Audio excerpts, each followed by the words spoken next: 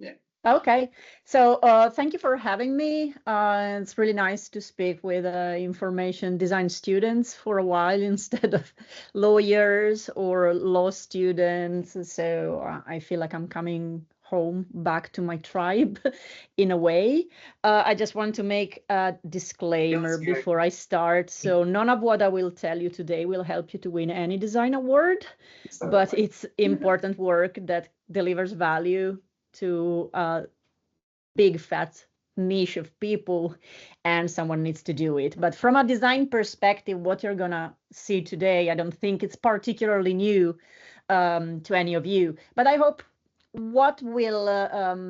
hope it will open your mind in realizing that information design can be used to tackle so many problems in so many niches, really everywhere, where there's communication, where there's any form of written, somehow permanent communication in some through with some sort of medium, in some sort of artifact, we are needed pretty much. Sorry, Stefania, hi. Hi. I was in a meeting and just came running, so apologies for being late.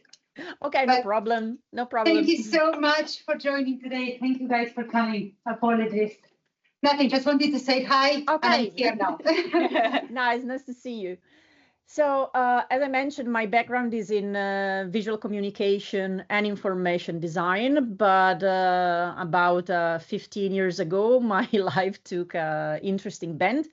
I went working to a research group, a multidisciplinary research group, for a summer while I was still a student. So back then, the university from which I graduated, Aalto University, did not exist yet, because Aalto University is a merger of a design school, a business school, and a technical school. So I was studying in the design university, and I started working in this research, multidisciplinary innovation research group in the technical university. And basically, what we were doing then, it didn't really have a clear name. I think that these days we would call it service prototyping, design thinking, applied design thinking. So we were doing applied research for payment to help companies innovate. So it was applied research, very practical and applied, in service of Finnish companies. And working there, basically we ended up meeting a lot of innovative people, the most innovative people in the country. Especially my boss was giving talks and keynotes every week. And one day he came back and said, I met a fantastic lawyer. He's not a lawyer like you've ever imagined. You should take a coffee with this lady. And this lady was Helena Hapio, who became my very frequent co-author. And we started doing research. And she's the reason why I ended up doing my PhD on contracts. So my PhD is not from a design school, is from the Department of Industrial Management and Engineering. The field in which I wrote it was organizational behavior. The professor for whom I wrote it was a work psychology professor. But that, when I started doing these things, it wasn't really clear even to my design professors, like what it was or what I wanted to do.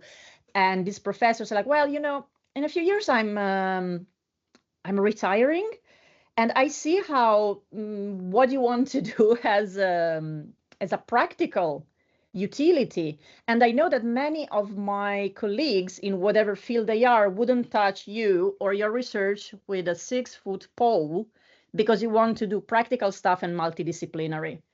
For many professors, that's a problem, because they like monodisciplinary stuff, very narrowly framed and married to their pet theory or to the agenda of their group. So I don't really care about these things. I don't know if I can help you, but I can give you a place to do your research. And that's how it started. And basically I had carte blanche, and I was a rogue agent in the university for 5 years doing this thing alone. But in the end, I managed to have it. And I wrote what it ended up to be the first empirical PhD in the world, to my knowledge, on the contract visualization. So on really testing if there was an impact on comprehension if we were to use basically information design techniques in contracts, even without changing language. So I was very narrow in that research because, as you can imagine, there may be a million of confounding variables. So I wasn't touching the legalese, but I was adding visuals and structuring visually the documents to do what, how we are supposed to design written information. And yes, even if you don't change the legalese, spoiler alert, it has an impact. So briefly, this is my story. I'm originally from Italy, but I've been adopted by Finland. Nowadays, I have double citizenship and I've been here for 17 years and counting, not going anywhere. And yeah, as I mentioned, most of my work is on contracts, but accidentally, I contributed to invent this thing called legal design. So I've been doing it for so long that at the beginning it didn't have a name. But in 2013, I found out on internet that there was this lady at Stanford University called Margaret Hagan, who was also doing something in the area of law and design. So I just really wanted to go back. I just really wanted to go and be invited at Stanford and have a workshop in Stanford because I was already going to the US. So I just contacted her and said, like, I'm just trying to organize these workshops. I organize them for free. It's part of my mission because I want to show to lawyers, show to people that this is not rocket science. And if you're just a bit more experimental and hands-on, you can actually do it. And I called them Visual Law Jam, Visual Bilegal Jam, and then the name, it just would evolve and we needed a name. So I called it Legal Design Jam. And that was the first time we used this word. And nowadays, if you Google legal design or you search for hashtags, it's a thing. There's a journal. There's an academic journal as of a couple of months back. There's conferences, summits, and people who put on their business card that they are legal designers. So I wanted to give you a definition without hype, because yes, if you go and Google, you're also going to find a lot of oil snake vendors who, in my opinion, don't really even understand what design is, but they're really, really prompt to sell it. And these people calling themselves legal designers are usually lawyers who took some sort of design thinking boot camp, and now they try to advise companies on legal design. So, but going back to me, I call it legal design because, well, you need a moniker, and people in the law field sometimes feel that they're so unique and special. So you have to have legal tech and legal project managers and legal design. And I swear all of this is real stuff. But to me, it's really the application of good old human-centered design to the world of law. World of law can be intended very widely, should be intended very widely. So anything that has at least something to do with law. So for example, if we think about civil service, yeah, it's about law and rules and following certain requirements, but there's also so much more. And same with contracts. I work a lot on contracts, and to me, contracts, you get them wrong if you think that they're purely legal artifact, because they're a managerial and communication artifact too. We don't write contracts for fun. We write them to do something, right? And the goal is to create solutions within this field, outcomes that are more functional, more inclusive, more transparent, and more useful, which I all think are adjectives that don't first come to mind if you think about contracts, law, legislation, right? So as I said, legal design is something new, but it's also something not new. How I see it, it's a timeline with many tales. Like many people who want to do something about the law and improve it and make it more user-centric have somehow rallied under this banner. Information design, like people who care about information design, and plain language practitioners are there. Service design, thinking and practice is very important when you're redesigning the law.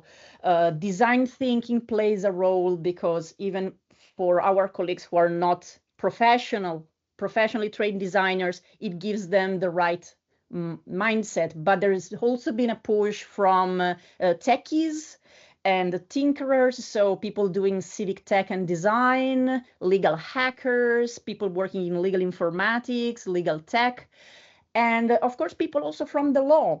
The person I mentioned before, Helena Hapio, has been since the 90s working on proactive contracting, and already from the 50s, there's been a professor in the US called Lou Brown, who's been trying to change a bit the mindset of what law is about. Law shouldn't be about fixing troubles after they have happened, but it should be about preventing that and promote, enrich people to achieve the objectives that they have in real life. So the legal practitioner, a little bit like a service designer, a little bit like an information designer, should put their expertise at the service to other people, but it's kind of smart in the back and friendly in the front. That's the sort of experience of the law that this stream of legal theory has been tackling. So a few years back, together with other legal design aficionados, researchers, we also wrote down the design manifesto to kind of to summarize a little bit these keywords and this common feeling. If you want to check it out, it's on a page called Legal Design Alliance. Unfortunately, we're also busy, so the alliance is not really operating, but we do have a manifesto. And talking about legal design, it comes in many flavors. There on the top, there's information design. The realm of the law is heavily textual. Information, documents are not gonna go anywhere. There's always going to be a lot of that to be redesigned. This pyramid you see here, it's a visualization that Margaret Hagan produced, and something that irks me is that people play fast and loose with metaphors, especially with visual metaphors. So for some reason, many people, because of their agenda or because of misunderstanding, started believing that, oh yeah, information design is kind of, it's just the tip of the iceberg.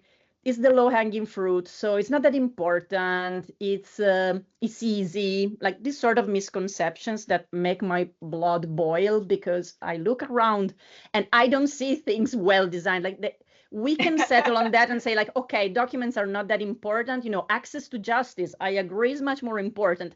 But I want to start seeing better contracts and better policies and better guidelines in the world, and I'm not seeing that. So until when we start doing something about it and this thing becomes mainstream, it becomes normality, I don't want to hear that. This is one of my classic rants, so I'll just stop it there. But still, yeah, if you take away legal from legal design, it's design. You can apply it to products, to services, to abstract stuff, to ways of working, collaborating, organizing, and systems. I don't need to tell you this, right?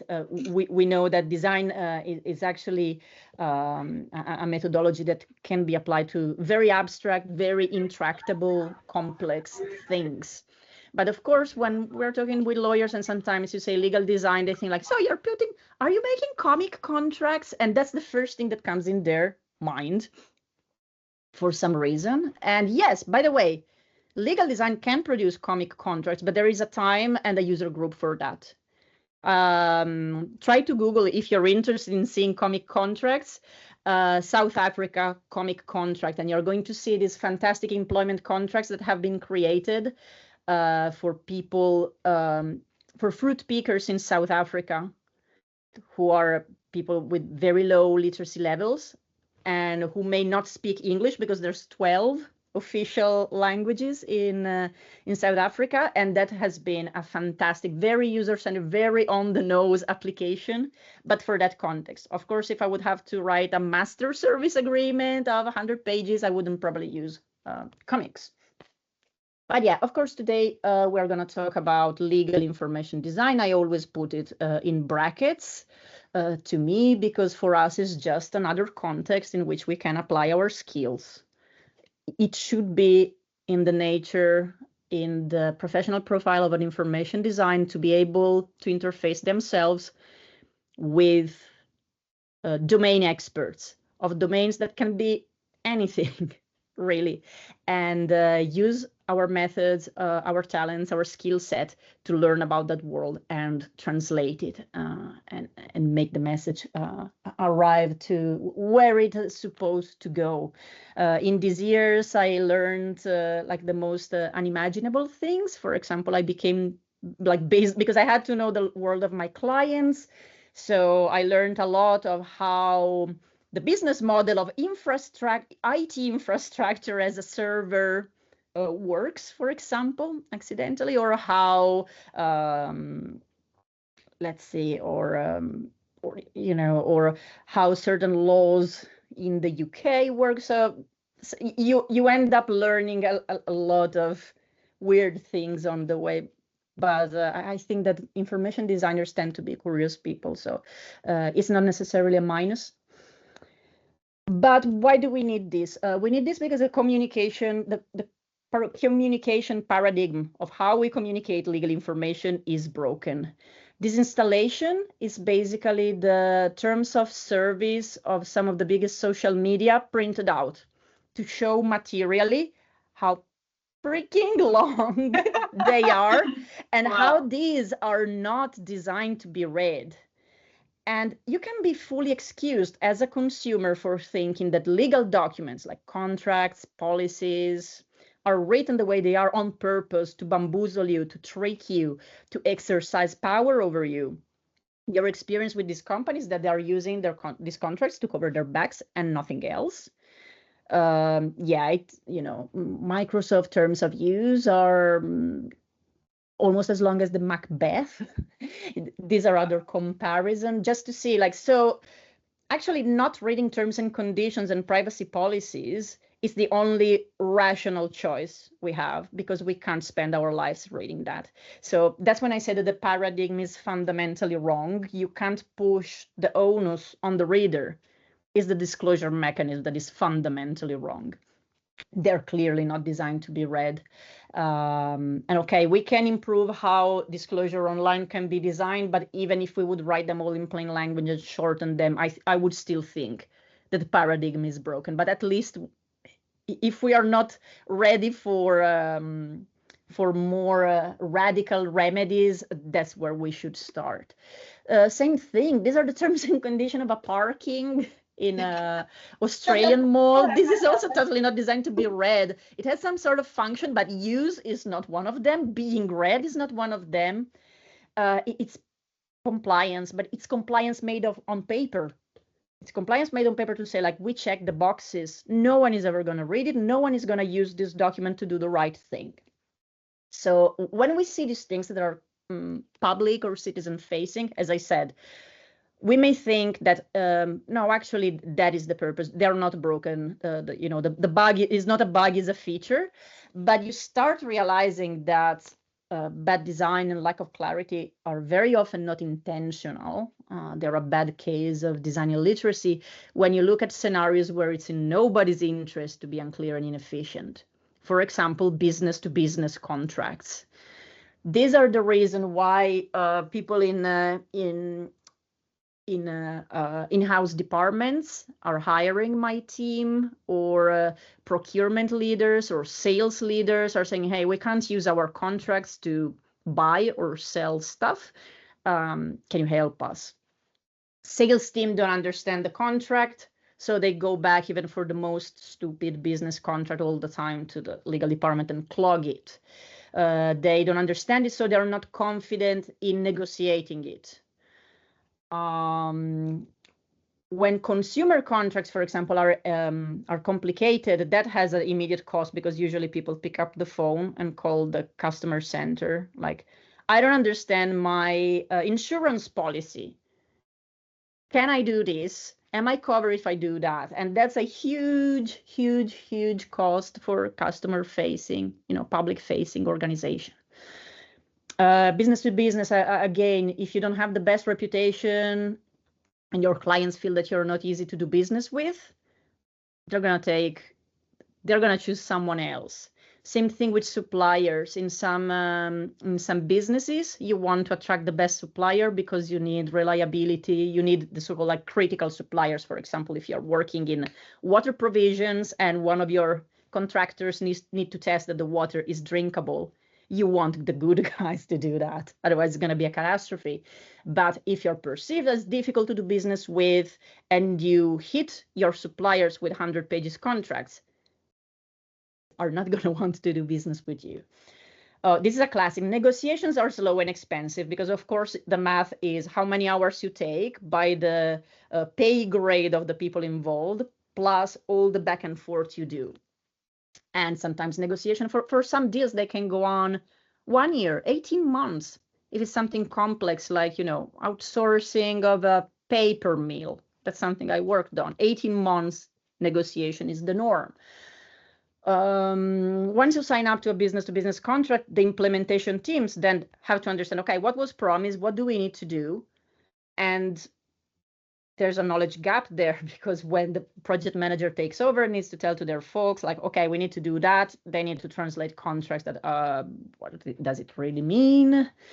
And even when the legal department puts out guidance or training or helpful material, they're still designed in a lawyerly way, and business completely don't look at it because it's still too legal. They think it's not addressed to them. And, people feel disengaged. They feel like, this is not my problem. I'm a business person. I'm just a manager. This is something that the business department, the legal department is paid to do. Why should I pay attention? But this is where problems start in organizations, because as we're going to say, I'm going to say probably many times today, contracts don't make things happen. People do, and you can't have only lawyers make this happen, right? So I think you realize that something is broken also if you look at the communication of public administration and government, because generally in my experience, the heart of civil servants is in the right place, but they fail to be clear, not because of malice, but because of design illiteracy, communication illiteracy. No one taught them how to do better. So what do we do with our team? We focus on action. We focus on user tasks. What people need to do with this information, and how can we help them to do whatever they need to do. So it's as easy as possible, because it's not enough to put the right clauses in a document and then pretend that it's a magic spell and something magical is going to happen and something is going to happen.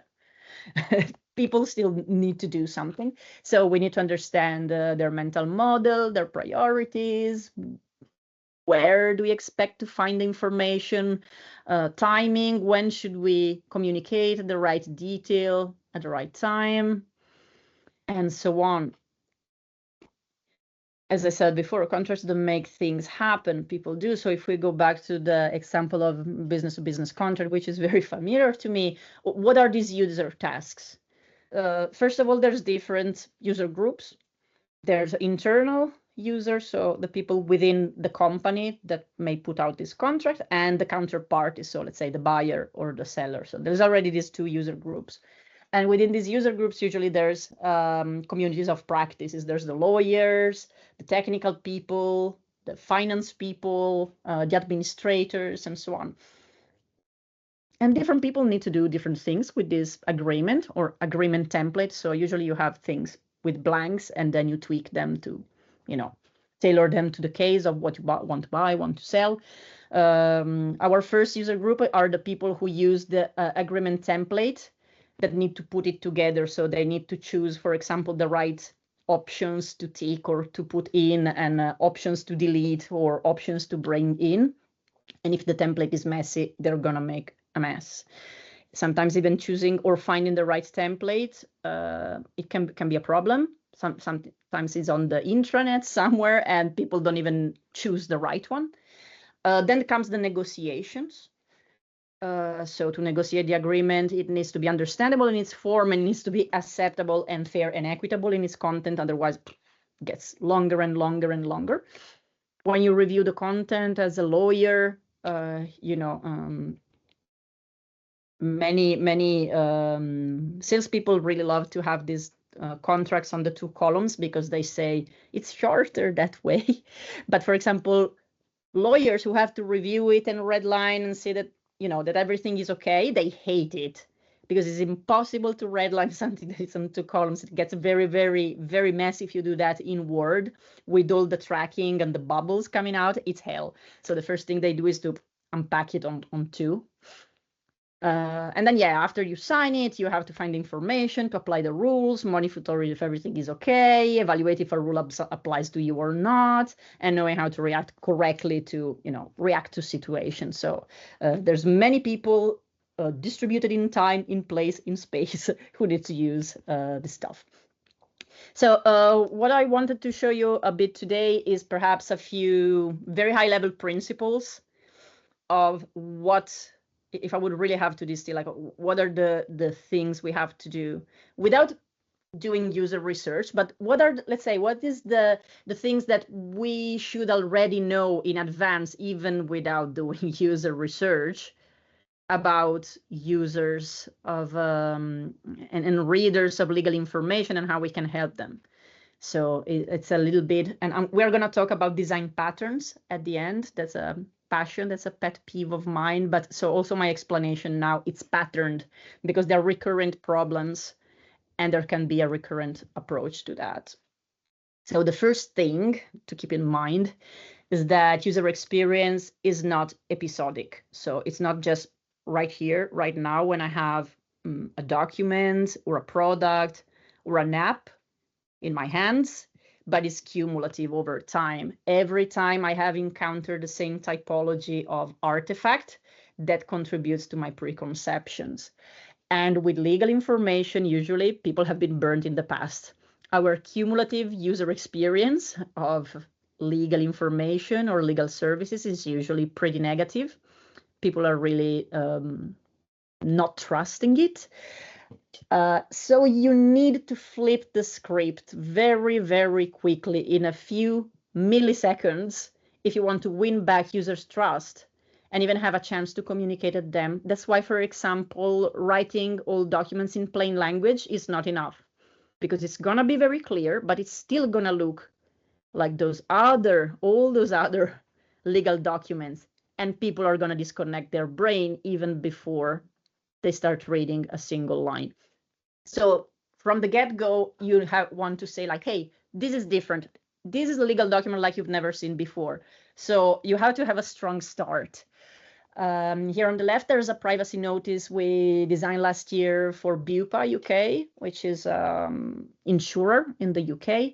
And we user tested different designs. And so we took the different patterns, different blocks from based on user experience, on user feedback. And this initial overview was something that we really wanted to implement it because we had an overwhelming positive reaction to that.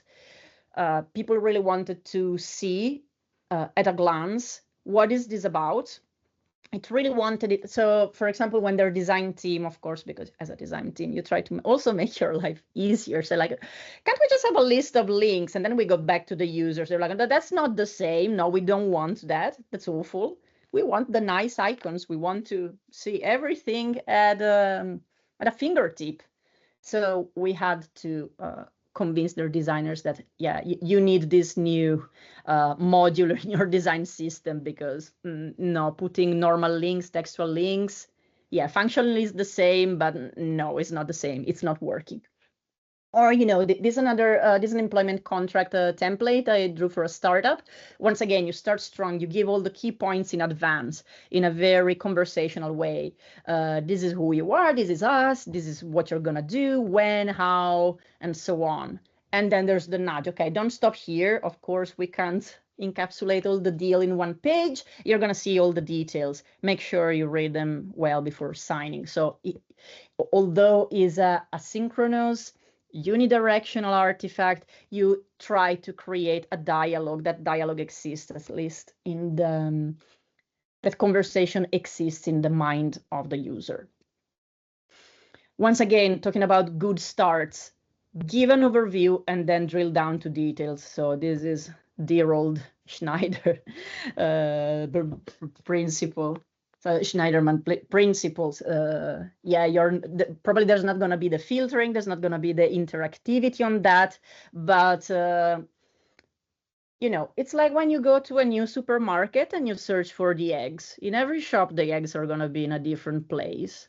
you're very disoriented every time you go to a new place and search for the egg carton or yeast, like those little things that are kind of miscellaneous and every shopkeeper puts in a different place. Same thing with documents, because there isn't really a genre that comes to our help.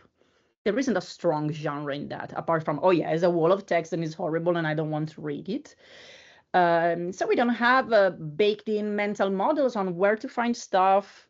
So we want people not to get lost.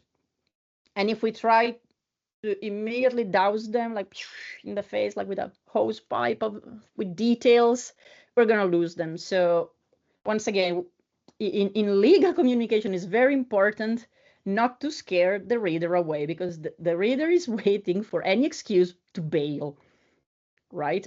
Because of that cumulative UX that I told you before. So everything needs to be very reassuring. Everything needs to be like, okay, I'll give you some information, then check with you. Are you still with me? Fine. And then let's drill down to the details. So for example, in these terms for opening up personal bank accounts, we did these terms in a nutshell. We picked like the 10 things based on research that were most important to people, that people wanted to know up front. And we created this summary.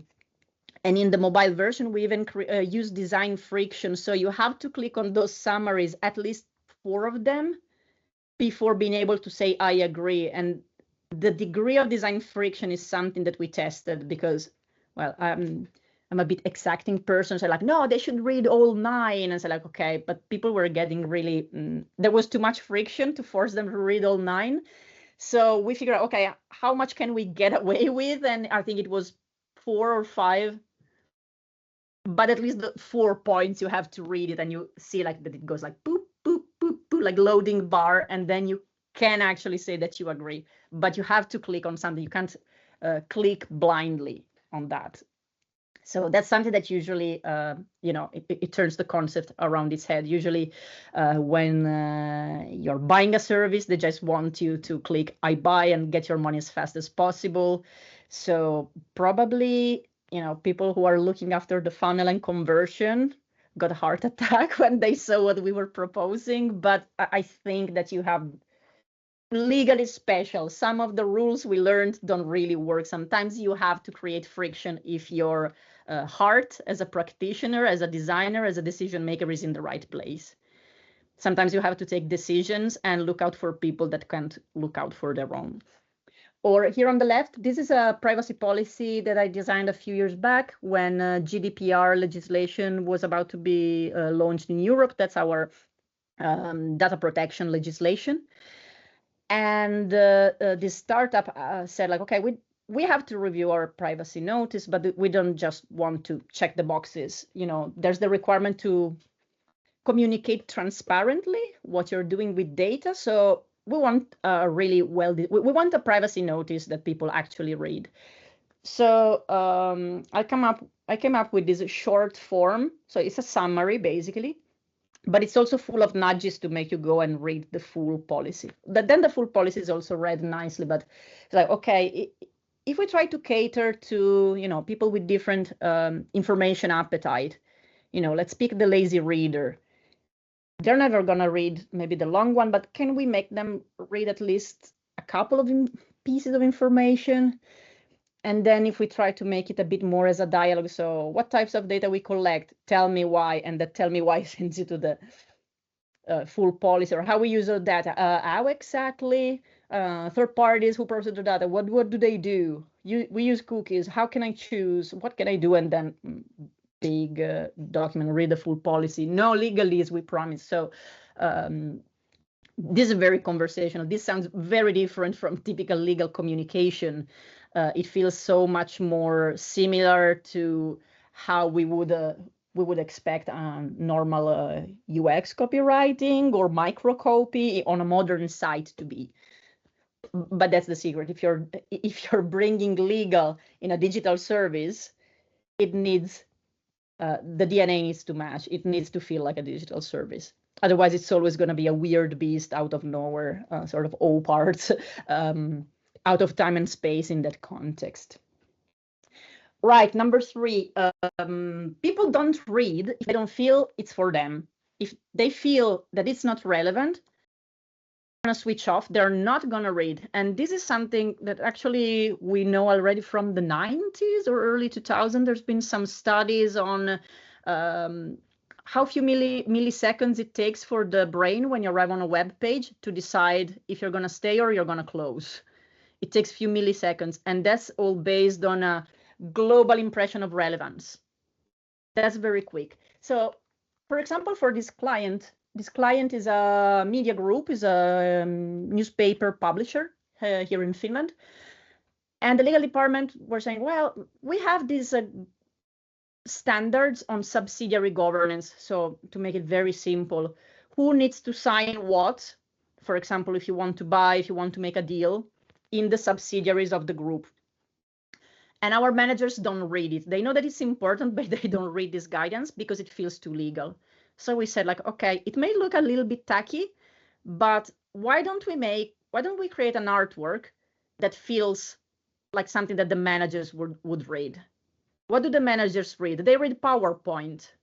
Let's make it look like a PowerPoint that is written by a manager for a manager about this topic. And then they started reading it. Let's literally flip it. Let's put it horizontal. Let's use PowerPoint. Let's use like fat, big Arial. Let's use colors, big boxes. Let's make it like a PowerPoint. Bang, they started reading it. Guess what? Same thing about people don't read, and going back to first things first, a good start is important. This is an anti-corruption policy, so these are addressed to employees. Each company has this. Probably your university has this. When you're gonna, if you're working or you're gonna start work, this is gonna be one of the things that as an employee you're gonna read. Instead of starting immediately with the, okay, don't do this, oh, bribery is really bad and so on. Once again, let's make it feel relevant.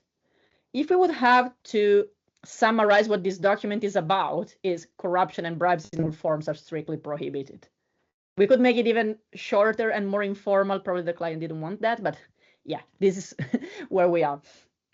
And then we say who we're talking to. If you work with us as a director, employee, blah, blah, blah, you must read and comply with this policy. So I'm talking to you.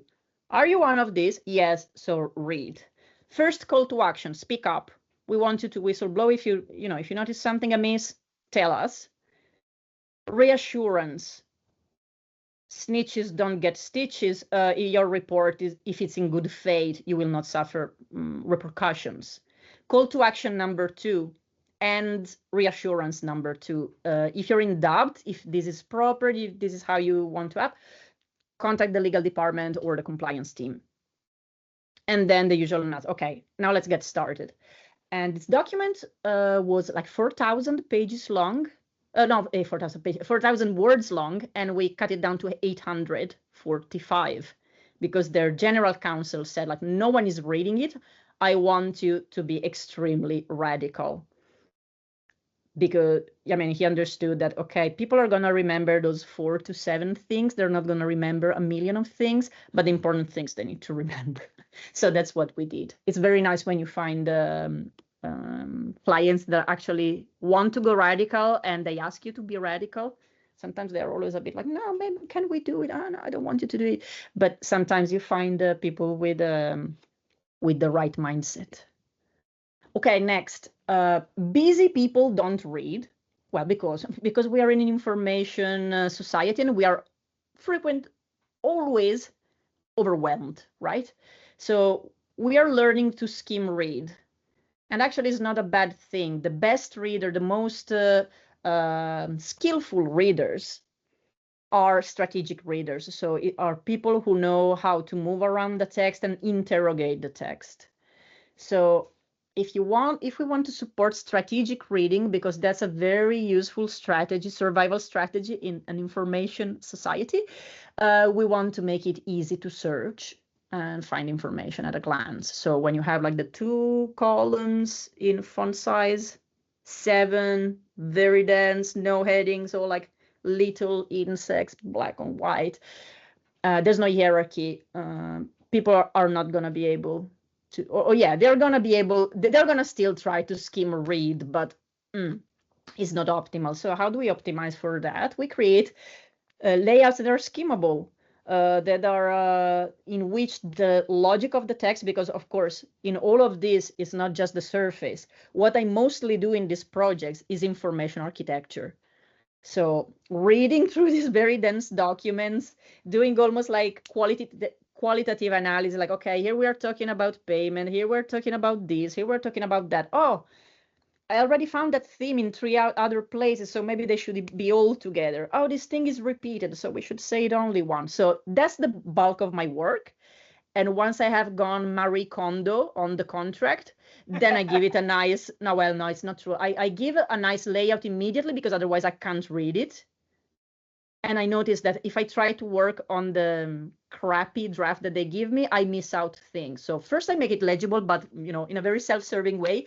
And then I start with information architecture and doing the Marie Kondo of contracts. And then at the end, like, okay, let's see, now we work on chunking down more and adding headings and testing the headings and making the visuals and making all those things that people think it's legal design, but it's usually the last thing we do. And it's actually relatively easy once you have unraveled the mess. So this is an example from Rob Waller, famous information designer. He has redesigned these terms and conditions for Shell Marine Lubricants division.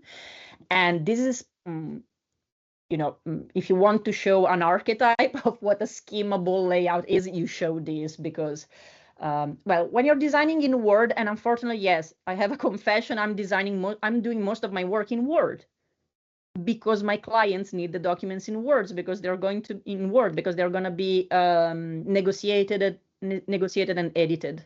So I can't give them nice stuff in InDesign. It's not going to work. I have to design in PowerPoint and in Word for them. But this was non-negotiable, so I think it was done in InDesign. So in InDesign, you can put all the headings on the left, and that's very nice because you really help people to skim read. You map it thematically nicely, and boom, boom, boom, boom. You give all this nice summary on the left, and then you drill down on the right. Whenever I can, that's how I organize legal documents because it's very, very useful in my opinion. Then, of course, you create your visual hierarchy, prominent section starters. So every time a new so-called chapter starts, boom, you say it. Every time there's a clause or a new topic, boom, you say it. And then, yeah, you add the visuals, and we're going to talk about the visuals. But that's the thing, they must be informative, non-arbitrary, precise. Precision is very important. And I always have, I would be very rich if I got a dollar every time they ask me this, like, what would a judge say in front of visuals? And yeah. Look, what would a judge say in front of crappily drafted language? Because any visual we add goes through a level of scrutiny that I can guarantee that any clause that you lawyers have written have not gone through. Because I design it, then I test it with my colleagues, then our lawyer reads it, and then like, okay, is the terminology exactly the same as we have in the text? Then we show it to the client, then the client show it to their legal. Then sometimes there's some user testing. And it goes through all of these things. And often legal language that is true and tested in court and is lawyerly and has all this magical allure is not tested at all. It's something that has been copy-pasted from some other contract. That's the means of production of contracts. They are crappy because people don't start from first principles and from a nice outline. They don't plan the content. You grab something and copy paste. That's how it works in busy in-house departments and also in law firms. You bill $10,000 for a contract that you drafted, and probably you have a closed library and you just copy pasted stuff from there that you give to all your clients. That's how it works. So that's another thing that makes my blood boil, and I don't want to hear like, what about these pictures? Like, well, these pictures are better than what you wrote.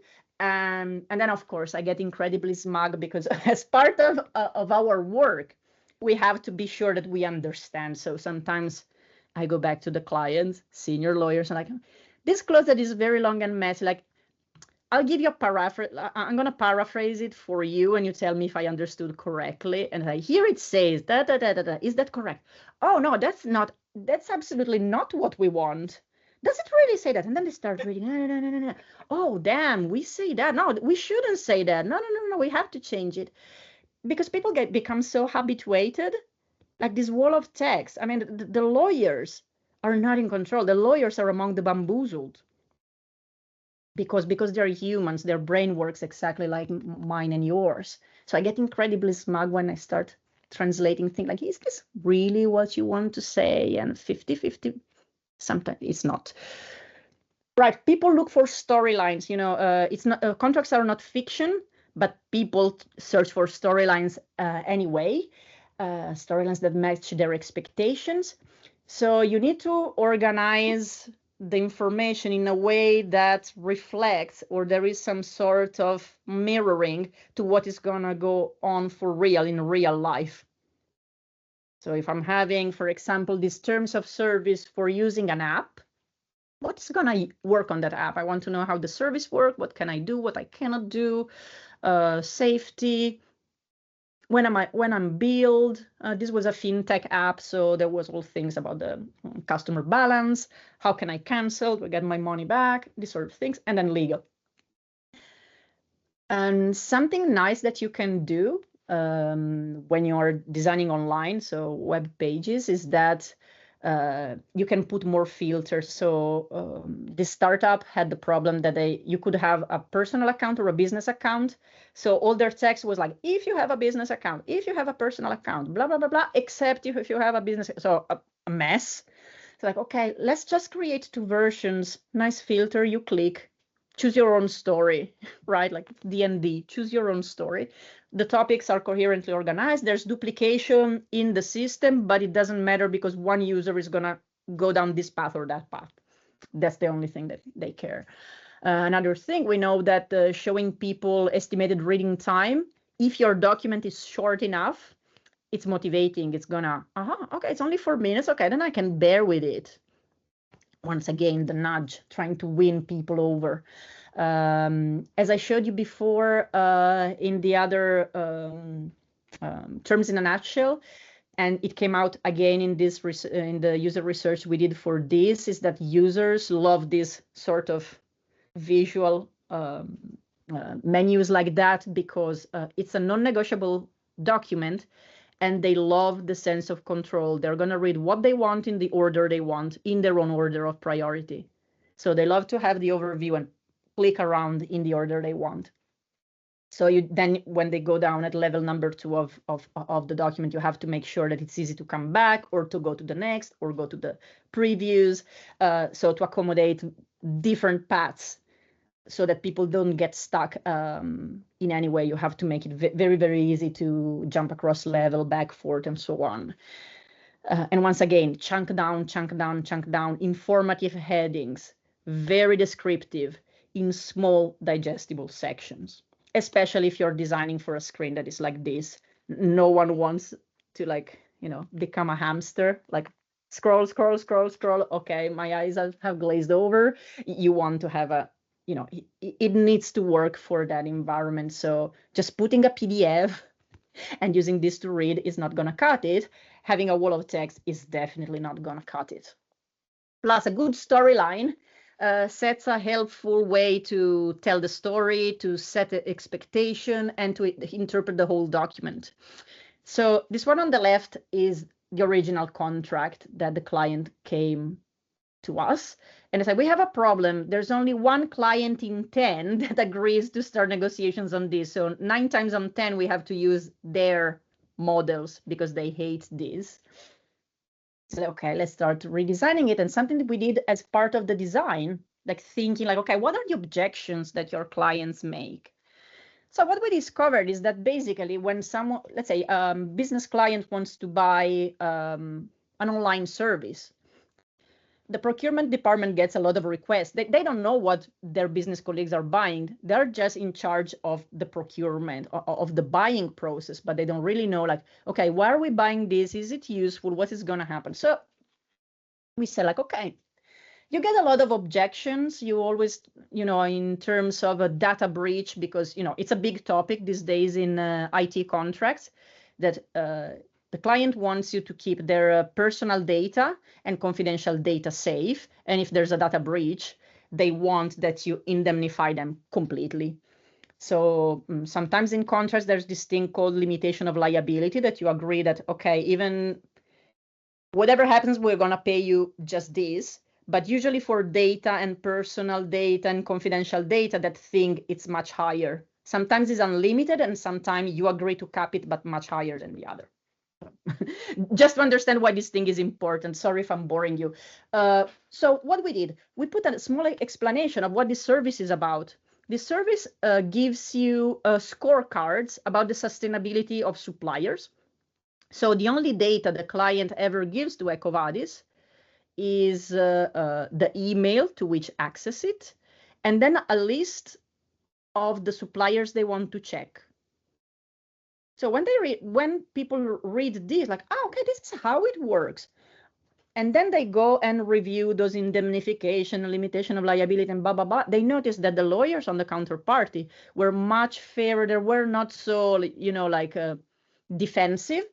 And they agreed to use this paper. So at the moment, 60% of the clients, instead of 10% of their clients, are on their own paper. When they use this contract, the negotiations are 50% shorter. So everyone saves time and money. And as I said, the opposing counsel is not like, yeah, but what about personal? Like we don't get personal data. What about confidential? We just give a list of company names. We don't have confidential data. Oh, okay, that's fine. That's fine. Yeah. Then what you have in the contract is already fair and fine. Okay, moving on. Let's sign it. That's what happened. And according to their vice president of sale, this impact, like using this contract, having people with less objection, shortening the negotiation and so on, earned them about 3 million a year. So from a company perspective, that's quite good. They had a very good return on investment on the project, I would say. Next tip. We know this as designers that normality is making mistakes. It would be abnormal if humans wouldn't make mistakes. Users make mistakes, so we have to design for mistakes and misunderstanding. So in legal, we have to make it easy for people to act upon information correctly. So like, use these contacts, do these things. These are the deadlines. Here is a flowchart to show you, like, if you're doing this, do this, and then this, and then this, and then this. If this is instead you have a different starting situation, do that, and do that, and do that, and do that. So no general abstract rules, woolly stuff. Try to preemptively clarify all the sources of confusion. And that's why in any project, we always start asking our clients, like, okay, what are your known pain points? What do people botch? What is always going wrong? And usually we start from there and then we dig more, but that's a good place to start. So same thing in policies, address explicitly the frequent mistakes that happen and tell them, like, don't do this. Okay, this one is in Finnish, but you will get the gist. This is a user guide on how to use certain legal terms. And in each of these instructions, we said, if you're using the pink terms, that is for a certain service, use it for this case. And then we put the frequent errors of applications. So people were using this for something else and said, don't use it for this. If you want to do that, use these other terms instead. So this is a family of IT terms for, software. The pink one are for software waterfall development, and then we had agile development and professionals. So a lot of different things. So we noticed what people were botching and said, okay, don't do this, do this instead. Other myth, last but not least, shorter is good, but it's not always better. I told you before that business sometimes try to strive for shorter documents by cramming them, but you really need to fight people who want to measure document length as page count and not as word count, especially if then they're not willing to compromise and cut away anything. You say, like, I can't make it shorter if you don't let some fluff go. Sorry, that's not gonna happen. Just making font size smaller is not going to solve your problem. And this is what I always try to tell them, to convince them that, what matters is the perception of the user. So is it better to spend 10 minutes on one page? And what you're experiencing is that you're stuck. It's a hostage situation. You're there and like going through, and it feels very effortful. Or is it better to breeze through the same content, just flicking through like we are doing on Instagram, like we are doing on TikTok, scrolling is almost second nature.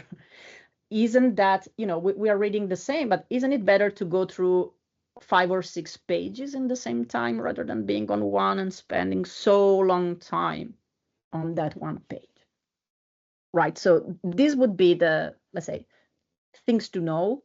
And I hope that now you understand a little bit the type of game we're playing here, the design game we're playing here, what are the typical problems and pain points.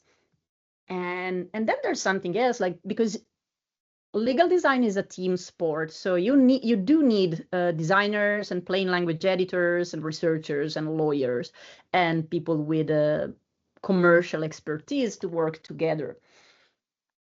In the head of the lawyers, it requires a mindset shift, as well as grasping at least the very basics of design literacy, design thinking. And at the same time, designers need to understand the very specific problems and needs of these users in the legal/corporate worlds, and also have a tolerance for complexity and dealing with lots of text, which usually is very bad, is very abstract, it's quite boring. So something that, is one of my babies. One is the PhD, and this is the other baby, is this contract design pattern library. I convinced this international association called World Commerce and Contracting to bankroll it and to publish it. And basically, it's a design system. It's a design system for contracts. Is a pattern library like the one we would have as part of a design system. So what I did over the years, I created this collection of design patterns, so repeatable solution to commonly known problems. And over time, it grew to almost 30. So it's stuff that is documented. So we also accept, it's open source. We accept contributions, but it can't be just, oh, this is one thing I used once, or, oh, I invented this thing and I want you to publish. No, that's not how it works. How it works is that there should be a description of what the pattern is, of course, and then the examples. And you have to have at least a couple of examples to demonstrate that this is a robust practice and it's not something that you pulled out on thin air yesterday. So there's always a small explanation of how it's explaining, how it's been used, by who, in what context, so people can actually learn in a very hands-on way and also get, let's say, confidence, like, if Shell has done it, probably they have a good legal department. If they don't think it's crazy, maybe I can try too. You get the social proof that other people are doing it, and so on. And sometimes it's nice also to see like very different ways in which a certain concept can be declined. So people don't get too fixated on the rules, like, oh, but a flow chart should have the rhombus and the square and this sort of things. But you show them a bit of variety. So I'm really not prescriptive in these things. I'm not telling you like exactly how the visual technique or the visual notation should be, but it's really the concept, like what does a flow chart do? What do schemable headings do? Then it's up to you to implement it. It's a bit like when you buy those half-ready cakes. This would be like the dry ingredients. Then you have to put the butter, the fruit you like, the milk, and you make the cake. So the context, the contextual knowledge comes from you, and this is a way to speed up. As a designer, you can pick, and for example, if you're a designer and it's the first time that you have to work on a project of this kind, if you pick up a tool of this kind, you get a very good idea quite quickly about some of the 30 most frequent problems or cases that you may have to deal with it. And if you're a lawyer or a contract expert at the same time, you see the familiarity, like, oh yeah, I know this problem, and then you see a new solution. So it works both ways. This has been my attempt to make these like different communities of practice communicate and hopefully be able to work together a little bit faster, a bit easier, a bit more easily together. Thank you so much, Stefania. I don't know if you have questions here or in the chat. Ina? I have questions. Thank Yeah. you, Stefania, for your presentation. Loved it. Very inspiring. I have two questions. One is, have you worked with translations, and what are some lessons learned about cross-cultural audiences in terms of information architecture or visual language? And the other one is more about you presenting your services to clients. And so how do you present your costs and your process? Okay, so about the international audiences, well, we have worked a lot with, let's say, Western audiences, right? We haven't had clients in Japan or China or Middle East, but of course, when you're working for multinationals, then it gets localized. But within multinational corporations, let's say, there is also a bit of a, hegemonic culture. And even just for managing, sometimes all the documents are created in a central way, and then they're, in some cases, translated or localized. In some cases, they still say, okay, our clients can deal with that, so we just use English wherever we are in the world. So I think that would be much more sensitive when you're designing for consumer than when you're designing for business. In business, there's a little bit more of, this English as lingua franca, business English. So of course there are some, I think that the cultural sensitivity in contrast probably comes more in your negotiation style. Then the documents are going to be there. But for example, if you're going to do business with a German or a Finn or a Chinese, probably how you behave with your counterparty and the whole rhythm and stress of negotiation and how you make your objection or you manage the whole thing, then it's going to be different. And hopefully, well, luckily many business people are trained in that, at least the successful ones. Talking about clients, clients love, you have to talk about their problems. So the solution, yeah, you can try to educate them about, okay, why design is important and what you're gonna do. But if you manage to convince them that, look, we know what your problem is, we have done it for others, and if you want to try to work with us, this is the return on investment. This is what we were able to help past clients achieve. That's what makes them tick. Then, of course, while you're working with them, there's going to be, yeah, it looks really nice, but we have our colleagues that are asking us why you changed this, why you changed that. So usually we just make a deck explainer or a small video in Loom that explains, like, you cannot have double columns in font size 6 because So you can make them this very high level small lecture as part of the change management efforts. Prices, we try to scope it we get the contracts, and with the team we scope, okay, from legal perspective how messy it is, from information architecture how messy it is, from language perspective how messy it is. So we usually use the whole team to figure out how big of a behemoth it is, and we tend to do fixed price because clients like that. And I mean, to be honest, I think that in some cases they would end up spend less to just trust us and pay us hourly, but that's not gonna fly. So we have to, make I have this very big Excel where I have written for the past 15 years every single thing I've done every day. So I can scope pretty accurately what is gonna take a certain type of project with a certain client, with a certain attitude, with a certain document. Wow. I think that we are quite proud to say that we never went over budget in a single project. Wow, amazing. That's a thing that I haven't learned in design school, but I'm weirdly proud of. Like this unintentional business acumen. Excel helps. Like track everything you do and write down like, oh, I spent this thing doing this. I spent this thing doing that. So sometimes I go back 5 years and like, oh, how much of this project I spent doing that? And like, oh yeah, actually the visual part was easy, but oh, with this client we had so much project management and meetings.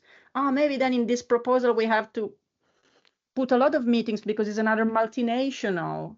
So we have our own data in a way. So yeah, hooray for information. That's good. That's a good tip to start now early and try to have that monitoring for yourself. Thank you.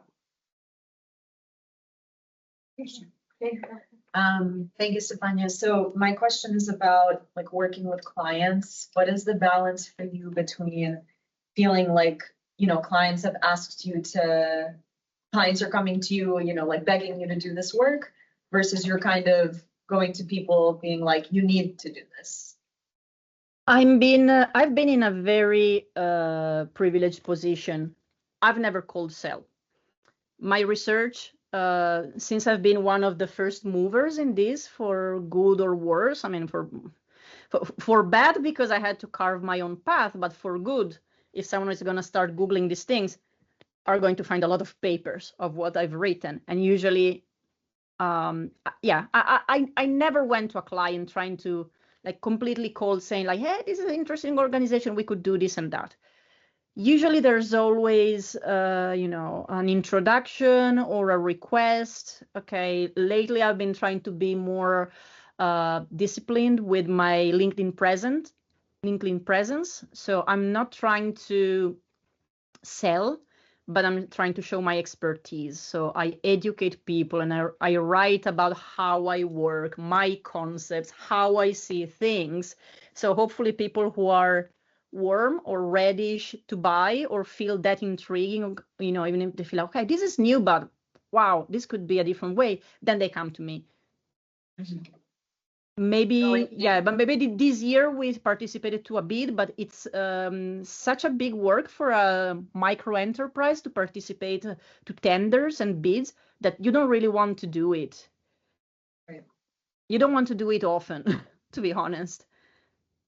So and I never work with people that say like, yeah, can we do a beauty contest? Like you redesign this small thing and then we decide among these 5 people who are going to work with us. Like, no, sorry, I don't work for free. I just say no.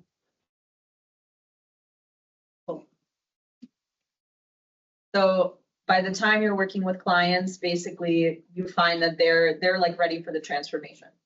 Some, yeah, usually, there is a wave. So there's usually the contact people or the people who hire us, who are the ones who are ready. And then we start interfacing with all the stakeholders, and it could be a bit of a mixed bag. Sometimes they feel threatened and we have to kind of win them over.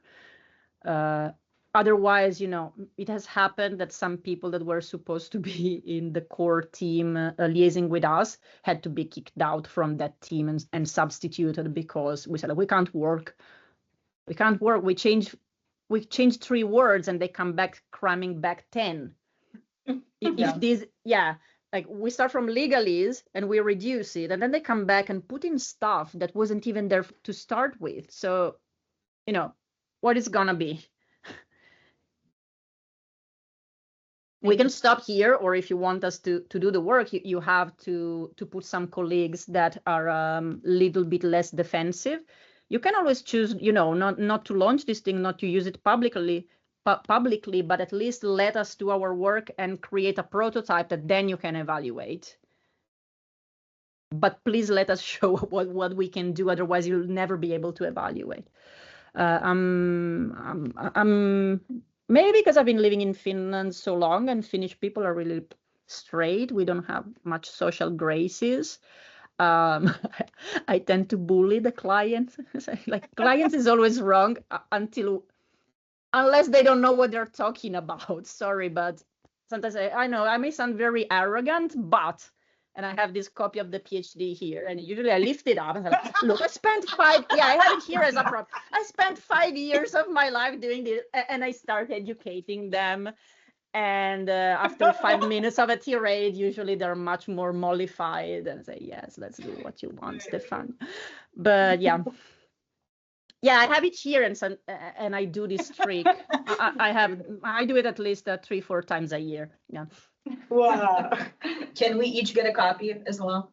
If you want it, yeah. I think I still have some tens of copies under the bed. If you want to send your boxes for your library. If you have a PDF, Stefania, you can send it to me and then I can. The PDF is open access. You find it online. I'll send you the link. Yes. Okay, let's do that and I will share that with you. But if you're book sniffers, I'll send you a box. Any other questions here in the chat? Oh, there is Ernesto says that his thesis only made him lose money. It might not have been about legal design, Ernesto, that's why. No, yeah, but that's the interesting thing, because at some point I was just a researcher and I started getting emails or calls like, we are from company such and such. We read all your papers and now we would want to do it, and how much does it cost? And say, is this a joke? I mean, that's a cruel joke to pull on a researcher. Like, who? I'm not even a doctor. Who reads my paper? No. We read it. It's really interesting for us. We think it can save us money. What's your rate? And then basically for several years, I was working in the university in the day and doing consultancy in the night and in weekends until when I defended the PhD and gave birth to my baby 3 weeks after that. And when I came back from maternity leave, I opened my business. And this is the only type of design I've been doing since 2017. No normal design, only this sort of thing, boring design. I think we don't have any more questions. I think, Stefania, thank you so much, but I don't call it boring design. I think it's super interesting to show another aspect. And I tell you what, it was interesting because yesterday in class, I had one of the groups that was with me in Information Design Studio 1. And one of the questions was, what's the difference between information design and graphic design? When does one end and the second one begin? And I was actually trying to convey, now I'm saying like exactly what you do for a living, because I was saying information design, if you want to think more about architecting the information, the structure, the organization, without so much thinking about the visual or aesthetic characteristics. So I think it's great that but of course this is a bit tongue-in-cheek. It's I'm saying it because we're among information designers, but personally looking back at myself when I was trying to find I was becoming a designer, I always felt out of place in design school for many years, and I couldn't really put my finger on it until when I started doing research and I started working and studying and discovering information design, because let's say the archetype of a normal or classic graphic design or art director or people working I spent a few months doing an internship in advertisement agency, and I've never been more miserable than that. It was clearly not my thing. But you give me something very like, and thinking about and making very messy sketches and boxes and arrows and explain to people and facilitate workshop. Then it's like, I like that. I'm a different animal. It's a different species. Sometimes you have to write, sometimes you have to, you have to be a little bit a jack of many trades to be an information designer. You're not gonna pull it off if you're only artistic, or you have an artistic vision, or you're a great sense of style, or a great illustrator. It can help, but it's not the thing. And I've been feeling bad and unsure of myself for many years because I was trying to do that, and then thank God I found something that was more in my strings, in the strings of my heart, so to speak. Okay, of course. Yes, thank you. I just have one question, and this might be a little more technical because I'm a law student in disguise. I just have a question about how, when you're synthesizing so much information in contracts, how you pick out those 800 words that are most effective. And then on the information design side, how you decide what? Yeah, that one was a very extreme one. But for example, you can start by reading through and you start finding a lot of duplications. Like sometimes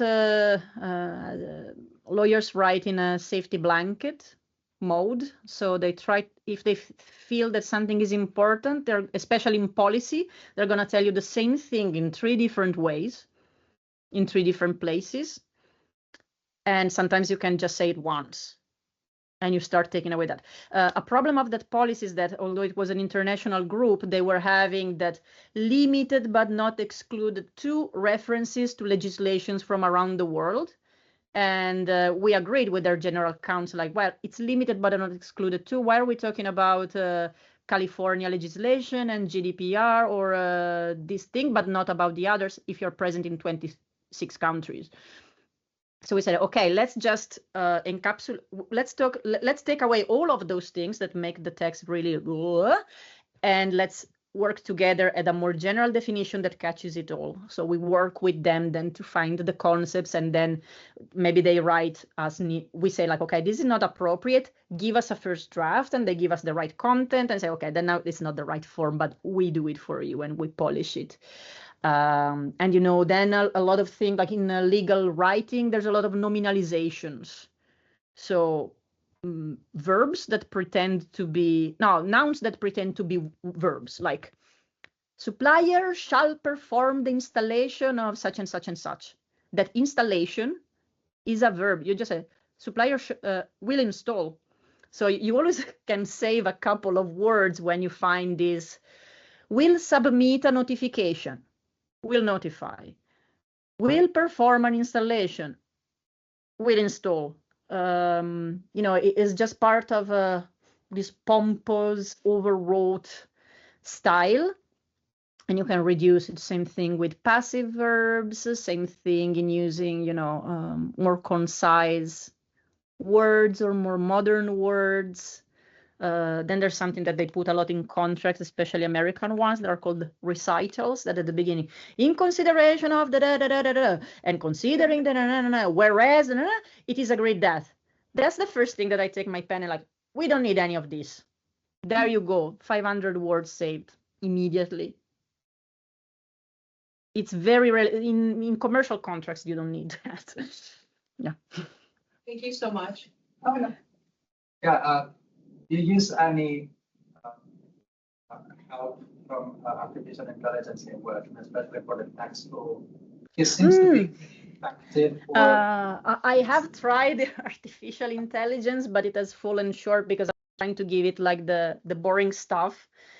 I forked out $300 for Copilot because I wanted to feed directly Word files. And I tried it doing things that I knew that we do it manually on documents. Like if I give you these 5 documents that are supposed to work together, and we found a lot of duplication, like same thing repeated 3 times in slightly different way. It's like, find all the duplication. It wasn't working, it wasn't finding anything, or it was just starting to summarize because AI is good at summarizing but not at doing other things. So it was just like, that's not what I asked. And then I tried with other things. Once, probably now it would maybe be better, but at least 1 year ago, when I put a whole piece and said like, find out all the passive verbs. And it marked all the verbs. So it could, so perhaps if you give it examples of what a passive verb, but you know, just saying like, can you point out for me all the passive verbs? It just listed all the verbs. So if I have to use a tool, then I have to double check every single thing it does. And in legal, this, you know, it can't be 80% right. It needs to be right. It needs to be right. It needs to be trustworthy. Also, when you present something to a client, if I have to spend time figuring out a prompt, trying to, you know, mastermind it, how to make it work, and then I have to double check everything, and then I have to do it anyway because the thing is crap. It hasn't helped me much so far. It helps when the exactness is not so exacting. So for example, if I don't understand a document, I say like, what's the gist of this? What is this part saying? And then it kind of interprets. That can be useful. So there can be translators for the public in some cases that are AI based. I just noticed an article that they're building stuff like that. For example, I don't remember in what state in the US, in one of the southern states, a public organization, an NGO, has built a kind of GPT-based translator of legislation proposals affecting people with disabilities. So it kind of translated in a way, and you can interrogate it in a way that you can understand as a disabled person. So then you can, for example, make your objections, or then when it becomes law, understand what it means to you. On those things, I think it's probably more powerful, but or some, perhaps some non-generic. There are some AIs that are, legal tech products. Maybe they're more specific, but the ones on which I put my hands on, like Claude, ChatGPT, and Copilot, were kind of underwhelming. Very, very often. My editors are still better than ChatGPT at doing what we do. Okay, guys, I think we are going to start wrapping up because also the students need to go to class in a moment. But thank you so much for the talk. I think it was been really good. Thank you so much. Thank you. Thank you so much for having me. Bye now. Thank you, Stefania. Talk soon. Bye.